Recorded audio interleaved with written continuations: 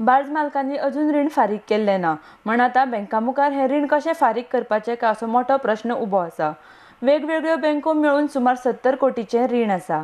राज्यांत जेन्ना मीन वेवसाय नेटान चलतालो तेन्ना सहकारी संस्थांनी बार्ज घेवपाक मोठ्या प्रमाणान रीण दिल्लें। मात मीन वेवसाय बंद जातकच बार्ज धनियांनी रिणाचे हप्ते फारीक करप बंद केले। सरकारान मध्यस्थी घेवन कांय काळा खातीर ट्रक आनी बार्ज धनियांक सवलत दिवची म्हण थळाव्या राष्ट्रीय बँकां कडेन तशेंच गोंयांतल्या सहकारी संस्थां कडेन मागणी केल्ली। तशेंच ह्या विशयाचेर भारतीय रिझर्व्ह बँकाच्या अधिकाऱ्यां कडेन सरकारान उलोवणी करून ही रिणां फारीक करपाक एकरकमी परतफेड येवजण लागू केल्ली।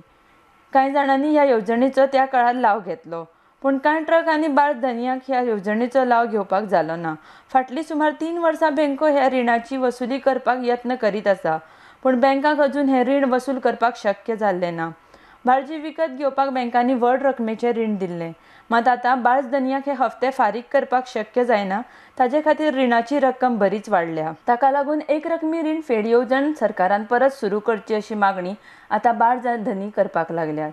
रीण फारीक करपाच्या विशया वयल्यान बार्ज धनी आतां न्यायालयान वचपाची तयारी करतात, जाल्यार दुसरे वटेन सरकारान आनी बँकांनी मेळून हाचेर तोडगो काडचो म्हण बार्ज धनी मागणी करता।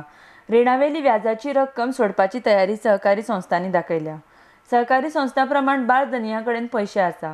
गोंयांत मीन वेवसाय बंद जातकच बार्ज धनियांनी आपल्यो बार्जी हेर राज्यांत आनी विदेशांत धाडल्या। सहकारी संस्थांनी सुमार 48 जाणांक कर्ज दिल्लें आसा। गोवा अर्बन बँकेचें 47 कोटीचें रीण, जाल्यार मडगांव अर्बन बँकेचें 14 कोटी। गोंय राज्य सहकारी बँकेचें 2.5 कोटी, जाल्यार दिवचल अर्बनचें 2 कोटी रीण आसा। आरडीएक्स गोवा ब्युरो रिपोर्ट।